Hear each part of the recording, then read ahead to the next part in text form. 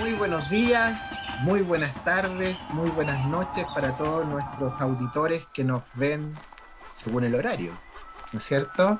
Así es que comenzamos con Provincia Secreta. Muy bienvenidos, bienvenidas. Mi nombre es Marco Antonio Rojas y estamos aquí con panel completo nuevamente. Pasamos a saludar don Félix Valdés. Bienvenido, ¿cómo está? Buenas noches, buenas tardes, buenos días.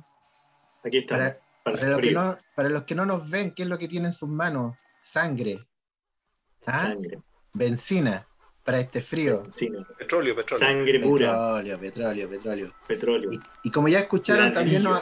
también nos acompaña don Gabriel Castro. Don Gabriel, bienvenido. Y muchas gracias, muy contento de poder participar de este podcast o del video. Buena música de introducción, vacas, trenes. Sí, interesante música, me recuerda mucho al álbum Atom Her Mother de Pink Floyd. Me transporto con esta cortina, te digo el tiro. Estamos Esa en es la sintonía. idea. Sí. Esa es la idea. De hecho, mira, que mágicamente para los que no nos ven, estamos con jugos naturales. El mío es de mango. Esto es posiblemente pomelo, pomelo, limón, mandarín. Excelente. Y más el jugo de uva que Félix suma. Sí, bonita música. Vamos a poner los créditos ahí para que al autor le lleguen mensajes también, porque entendemos que Eso trae recuerdo a es Quilpué Antigua. es un Quilpué autor Antiguo era quilpueíno, gran músico. Gran músico. Bien, sí, pues, Félix, Quilpué Antiguo. Quilpué Antiguo. Y ante eso vamos a lo que nos convoca, mis queridos colegas, amigos de la vida. Provincia Secreta, segundo capítulo. ¿Qué les pareció el primer capítulo? Que hagamos un refresh para los que no han podido todavía escuchar el primer capítulo y que se puedan interesar en tener esta línea. ¿Cuántas vamos? Esta es nuestra primera temporada. Gabriel, cuéntanos, ¿qué te pareció? Mitos y leyendas. Nuestra primera temporada. Mitos y leyendas de Villa Alemana, Belloto, Quilpué. No queremos ir más allá, aunque igual, naturalmente vamos a llegar a otras ciudades, digamos, pero es impresionante la cantidad de información. Incluso estaba pensando en algo que uno de los espíritus de este programa es ir en contra de la centralización, de la típico desprecio por la provincia, que Santiago dice, de provincia, ok. Y es curioso como nosotros también somos discriminados de alguna manera en este sentido, por ejemplo, por Valparaíso es el interior, ¿cierto? Y es súper extraño porque nosotros también, fíjate que podemos cometer ese error. No hemos mencionado, lo pensaba, a propósito del episodio anterior, que nos estamos olvidando de una ciudad, incluso uno dice, pucha, ciudad, pueblo, no sé. No hemos hablado de Peña Blanca. Y Peña Blanca, de hecho, Marco Rojas, tengo que decirte, tú vives en Peña Blanca. Pero por supuesto, ¿o no? Por supuesto, y mira, lugar. Y dentro de Peña Blanca, en un lugar que es icónico de la ciudad, que es Puente Negro. ¿Cierto? Sí, con mucha historia. De hecho, al lado hay una historia, al lado tuyo, después del riachuelito, ¿cierto? Que es el estero, ese es el estero Quilpué, parece el que está ahí. Creo que es el estero Quilpué. Ahí al lado había una casona, y hay una leyenda o un episodio, también lo conversamos con el Félix en el episodio anterior, quedó así como raro, así, porque de repente que Pelé dejara acá a una mujer embarazada y nacieran 2 hijos, bueno, ¿es leyenda? Yo decía que no, pero algún nombre debería tener. Entonces concordábamos con el Félix, ¿no es cierto?, el otro día que estábamos conversando, que quizás el nombre sea leyenda urbana, que tiene mucho menos fantasía, pero también circula. Bueno, hay una leyenda urbana que está asociada a ese lugar que vive el Marco con un grupo de rock de los años 90, los Perpléjicos, ¿sí? Entonces, mira qué curioso, estábamos de alguna manera, entre comillas, discriminando, estábamos tratando así, nos estábamos olvidando, decíamos Belloto, Quilpué, Villa Alemana, y estamos hablando de una localidad que está tan cerca también, pero de alguna manera como que la ignoramos, como que la decimos, pero es que Peña Blanca no es ciudad, no es pueblo, no sé, loco, pues, ¿cómo Claro, opera esta claro. provincia? La provincia, para nosotros, ellos son provincia, ustedes son campo. Es loco. Claro. Y Félix, ¿qué impresión te dio también el primer capítulo?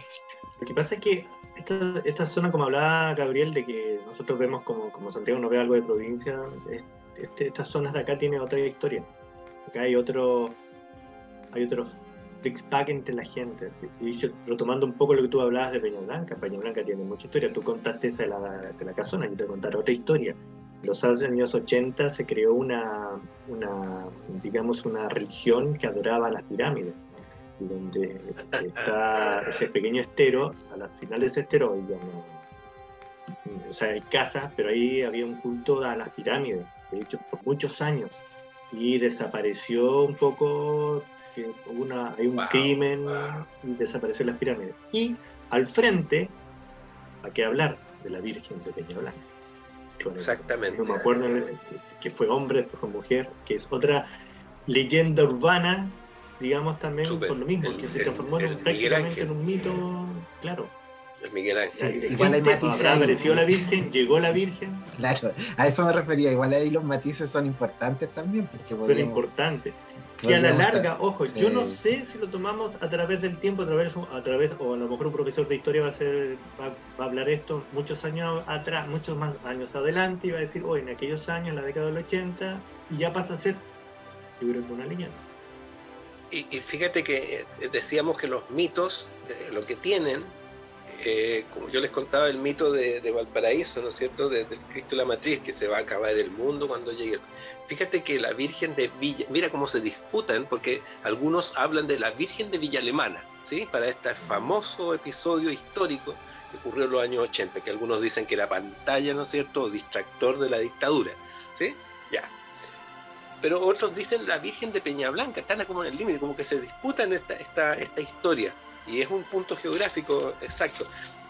Y parece que ese sería nuestro mito, porque tenía que ver con el Apocalipsis, en el sentido en que decía un poco menos que si no era la Virgen de la Paz, que si no brindaba la paz, que si no había paz entre los chilenos, el mundo se iba a acabar, no sé, una cuestión así.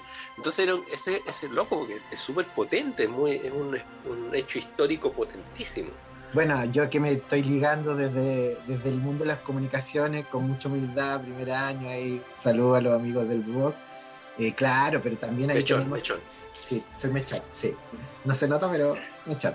El tema es que hay que considerar también los aspectos comunicacionales que involucran la historia. Entonces ahí también es interesante, podríamos un día generar una conversación respecto a eso y cómo ese fenómeno comunicacional, ya sea para tapar algo, para generar algo, para hacer cualquier cosa, también podría repetirse, ¿no es cierto?, en otros sectores. Pero es muy, muy, muy interesante cómo nosotros, concuerdo con Gabriel y contigo también, Félix, en cómo también dentro de nuestra propia zona geográfica también a veces cometemos estas discriminaciones sin querer, sí. Pienso en Belloto también, en la historia. Y estoy pensando también en la historia propia de nuestras ciudades, en cómo han ido mutando y cómo su manera de ser ciudad, o sea, su forma de entregar el servicio de la ciudad también ha cambiado. Piensa en aquellos tiempos, ¿te acuerdas, Gabriel? Tú trabajaste, parece, en un colegio que está en Quilpué, que antes había una estación de tren, había una estación y ¿Rumiel? No, era antes, del paradero... el colegio para adultos que estudian de noche los chicos. Bueno, ahí en ese sector había un matadero. ¿Te acuerdas? Sí, el Sella. Claro, sí. Entonces, de hecho, mucha gente le llama al Sella, al Centro de Educación de Adultos, muy importante acá que le dice el matadero. Entonces, se lo dice por lo que dices tú, Marco. Exacto, entonces geográficamente y visualmente es interesante también cómo, y uno dice, pucha, ¿y dónde estaba acá el metro, el tren? Y ahora mira, lo que acabo de decir, el metro, o sea, ya tengo ya el concepto de metro, antes era el tren. Y las vaquitas por dónde pasaban. Interesante cómo esta metamorfosis también en cuanto a lo geográfico, a lo visual, se plasma, ¿no es cierto?, en estas ciudades que en un minuto dijeron, bueno, son ciudades de dormitorio, ahora no sé qué tan dormitorio podrían ser, porque con todos los avances y las tecnologías y los malls y las cosas que están llegando, va perdiendo en cierto modo también su historia en relación a la esencia de lo que fue. Pero dicho eso... Disculpa, un paréntesis. Anota, por favor, eso, porque ese es el paradero 19 de Quilpué. Y en otro episodio, porque ahora si no nos vamos a ir del tema, que está muy entretenido, pero tenemos que ordenarnos. Tenemos varios capítulos, pero el paradero 19, ese es el paradero 19. Si no me equivoco, sí, el 19. O el 18. Bueno, uno de esos dos, ¿ya? El 19 es de la pasarela. Y el 18 es el que dices tú, justamente el matadero.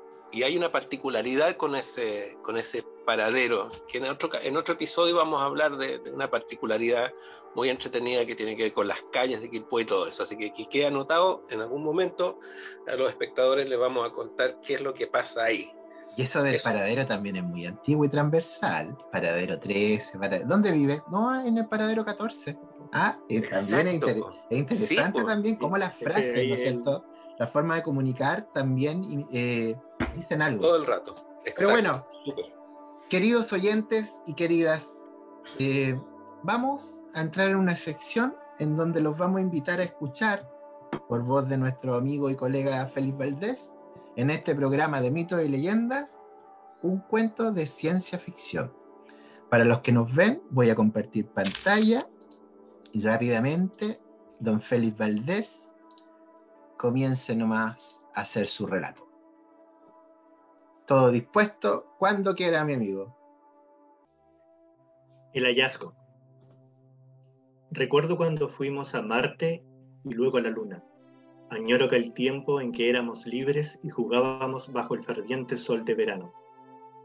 Ahora crecimos y no tenemos otra opción más que trabajar sobre la nieve que cae sobre Quilpué. Nieve. Esto no pasaba antes, decía el viejo Emilio. Pero no lo podemos creer mucho a él. Siempre cuenta historias sobre valles verdes y un lago cercano. Lo bueno es que nos entretiene con su humor, mientras cavamos la entrada de la vieja catedral. Autos flotantes, dispensadores de comida, trenes magnéticos, y aún nadie puede inventar algo para sacar la nieve sin esta pala. Cavaba que cavaba, hasta que de pronto golpeó algo duro. Pensé en primera instancia que era una roca, pero me di cuenta de que se trataba de un extraño bulto. Llamé al viejo Emilio para que me ayudara a sacar lo que había abajo. Tal vez otro perro congelado, decía él. Uno muy grande, demasiado grande. Pronto supimos que no era un perro. Tomamos el bulto entre los dos y lo llevamos al mall del frente, el cual tenía más luz y estaba más caliente. El viejo Emilio insistía en que era un chupacabras. Yo no le creía mucho y llamé a los supervisores para saber qué hacer.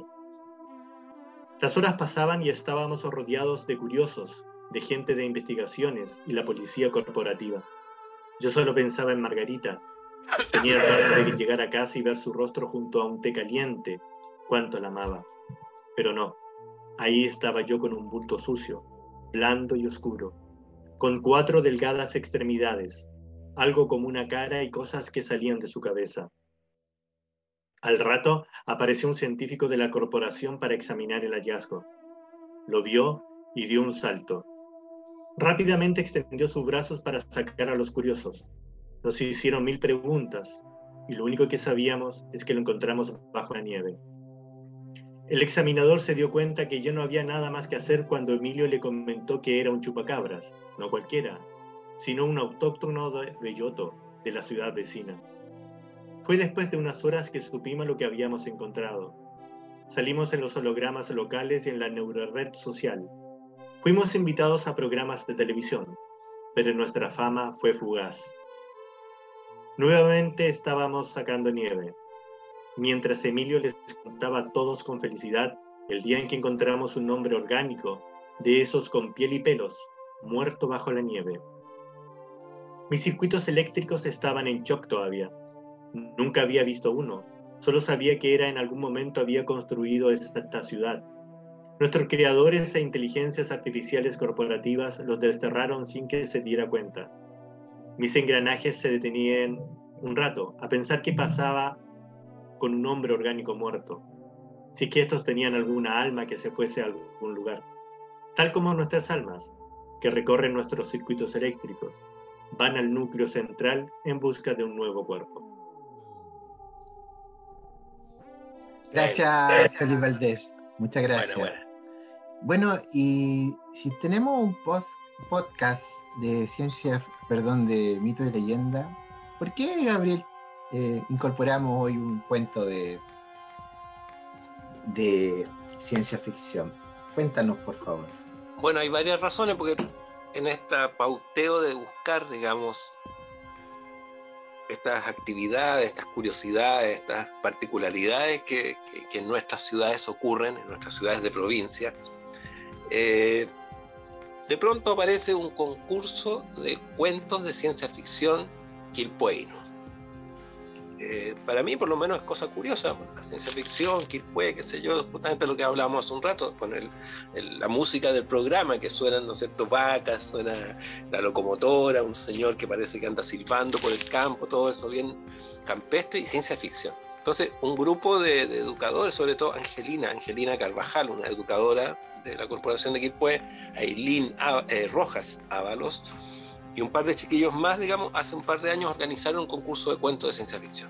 Me acordé de ellos, lo revisé, y para sorpresa mía, y como lo que nos leyó Félix, digamos, si bien en apariencia la ciencia ficción no debería estar muy lejos de lo que son los mitos y las leyendas, no, por el contrario, no es casual, no es una excepción que este cuento esté lleno, digamos, de elementos que son legendarios o mitológicos, ¿ya? La ciencia ficción, si se examina bien, funciona en esos términos, digamos, funciona muy, muy cercano a la leyenda y todas esas cosas. Entonces nos pareció pertinente, digamos. De hecho, tenemos que decir, invitamos a Angelina, invitamos a Ailín. Disculpa, Gabriel, Angelina es la autora del cuento, ¿no? No, ellos son organizadores. El nombre perfecto. de Angélica Villa, así se llama la autora del cuento, Angélica Villa.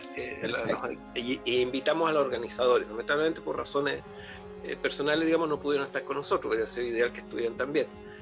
Pero por eso elegimos la lectura, aparte que tiene onda, el escuchar un cuento, ¿cierto? Y como pueden ver, está lleno de elementos de ciencia ficción, sin duda alguna. Habla, ¿no es cierto?, de tecnología, que eso es la ciencia ficción, por ejemplo, tecnología y ficción, así, por eso se llama ciencia ficción, adelantos tecnológicos y todas esas cosas, pero curiosamente habla de lo que hemos estado hablando, eso.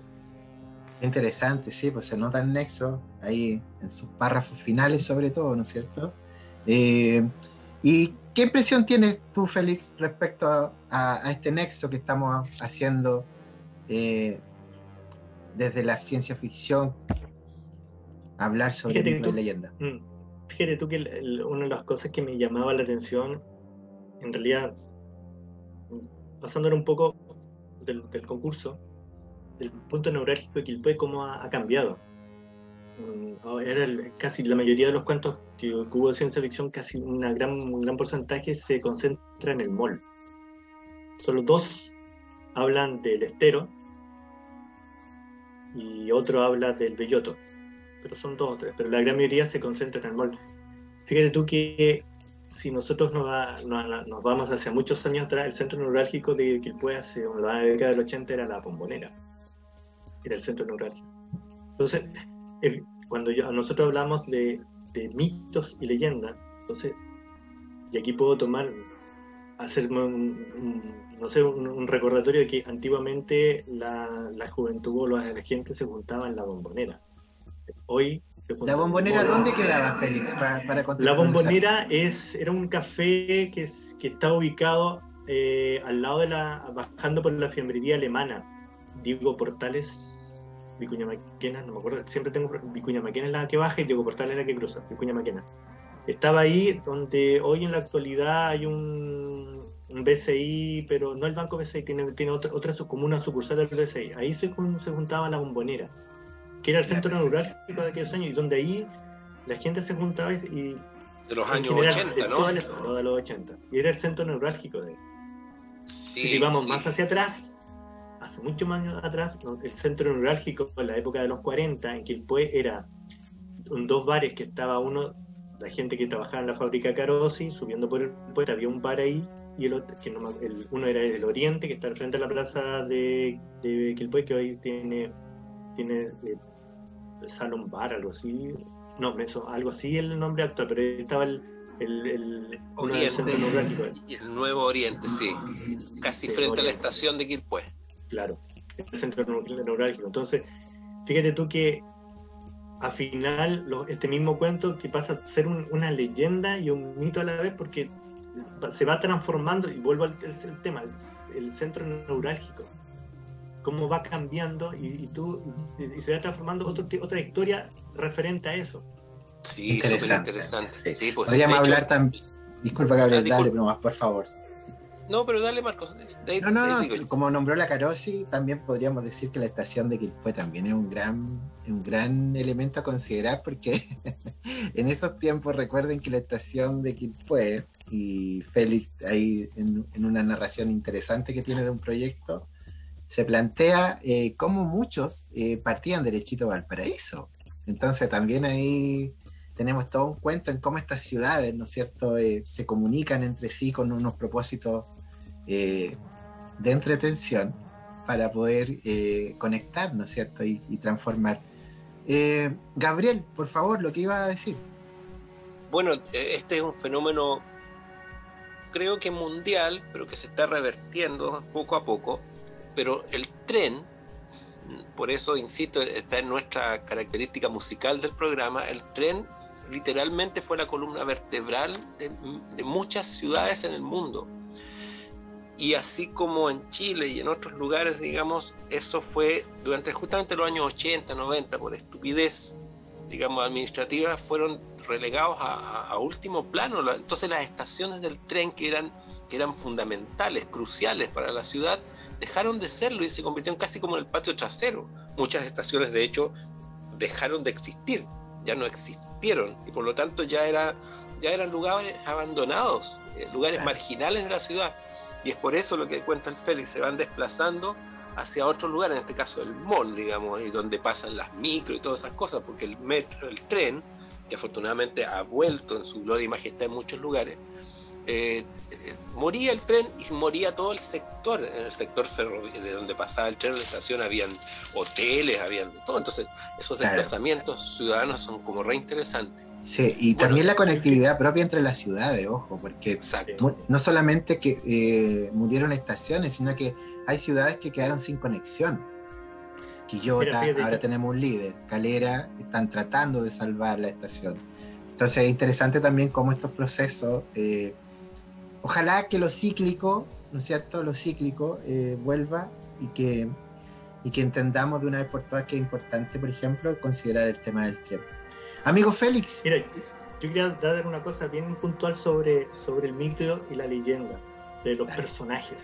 Este mismo cuento que acabamos de leer, El hallazgo, tiene 3 características fundamentales de 3 personajes que forman parte de la literatura y del mito chileno en general. Chupacabras, y aquí viene mi pregunta y mi duda. En el futuro ya no se va a llamar Chupacabra, se va a llamar Ciberorgánico, porque me nombra el mismo cuento, y a la vez Hombre Orgánico. Interesante. De hecho, eso este cuento es muy interesante desde ese punto de vista del mito. Dejamos planteada la pregunta, mis queridos amigos, pero se nos está acabando el tiempo y antes que se acabe quiero hacer una pregunta en vivo. Don Gabriel, he estado todo el rato mirando su polera. Cuéntenos sobre su polera, por favor. Pero qué mi polera. Pero, no voy a hacer topless porque no sé. Por favor, para las personas que nos escuchan, que no nos pueden ver, relate qué es lo que tiene puesto, por favor. Lo que tengo puesto es una magnífica polera negra con un estampado en serigrafía original del pintor quilpueíno MH. MH es uno de las leyendas vivas, un mito urbano, todo lo que quieran. Y hoy día pasé por su casa y una atención preferencial, digamos. Personalizada. Personalizada. De hecho, uno si quisiera podría pedirle. Yo pedí esta me encantan los Beatles, así que es la portada, ¿no es cierto?, de Rubber Soul de los Beatles, pero diseñada y dibujada por él. O sea, no es que el fotocopio, por decirlo de buena manera, no, es su mano pintora que está ahí en la polera. Y más encima lo envolvió, digamos, en un magnífico papel que también tiene una serigrafía, ¿no es cierto? O sea, los que digamos puedan, después vamos a poner los datos para poder contactarse con nuestro amigo pintor MH, que que, ¿no es cierto?, hace estas magníficas poleras. Interesante. Bueno, y a propósito de eso, se nos ocurrió lo siguiente. Marco. Dale, no, por favor, dale, una sorpresa, y ahora entiendo por qué. Sí, queridos oyentes, querida gente que nos ve, tenemos concurso. Sí, tal cual como está escuchando y como algunos nos pueden ver, la polera que don Gabriel tiene, hecha por nuestro artista quilpueíno que está vivo, ojo, y qué importante eso. ¿Qué vamos a hacer, don Gabriel? ¿Cuál va a ser el concurso? Cuéntenos. Bueno, seguramente los auditores y los espectadores ya suponen qué les vamos a pedir. Nos van a mandar, ¿no es cierto? Ahí vamos a poner el email apropiado, ¿no es cierto? Y nos van a mandar historias de Quilpué, de Villa Alemana, de Peña Blanca, ¿no es cierto? Limache, inventadas o recopiladas, da lo mismo, historias que hablen de nuestra ciudad, que hayan pasado, leyendas urbanas, no sé, de lo que hemos estado hablando en estos capítulos, historias que rescaten el pasado y que curiosamente se vinculan con el futuro de las ciudades. Y obviamente el primer premio será una polera con el logo, ¿no es cierto?, del programa, ¿ya? Provincia Secreta. Y tenemos otros premios sorpresa, ¿no es cierto? Así que va a estar bien bueno, ¿sí? Un relato breve, no se preocupen. Y ahí vamos a dar más detalles en los datos del programa. Excelente, entonces tenemos desde Provincia Secreta nuestro primer concurso, un relato, un cuento sobre mitos y leyendas de Quilpué. Puede ser Villa Alemana también y nos podríamos extender, o estamos solo con Quilpué. No, dele nomás, dele. Perfecto, dele. Entonces tenemos eso, extensión breve, estamos hablando quizás de una página en Word, así es que bienvenidos van a ser, atentos al correo que vamos a dejar en nuestras redes para que ustedes nos puedan enviar el documento. Y se nos está acabando el programa, mis queridos, se nos está acabando el programa, así que 30 segundos cada uno para una despedida y nos estaríamos viendo en el tercer programa. Así es que, don Gabriel, sus 20 segundos. Una cuestión sumamente práctica. Primero, agradecer el momento, muy agradable, impresionante lo rápido que pasa con la buena conversa. Espero que le pase lo mismo a nuestros auditores y espectadores, que podemos tener gente adulta mayor que nos escuchen o nos vean y van a decir Word, no es por discriminar, pero suele pasar. Le sacan una foto, escriban a mano y le sacan una foto de lo que escribieron y lo mandan al correo y también sirve. Buen punto, eso. Muy buen punto. Don Félix. Simplemente, buenas noches, buenos días, hasta luego, salud. Para lo que no nos ven, don Félix muestra su jugo de uva que gentilmente fue donado por... como que se tambalea. Misionero no sé cuándo. Nuevo jugo, sí. Un poco calor.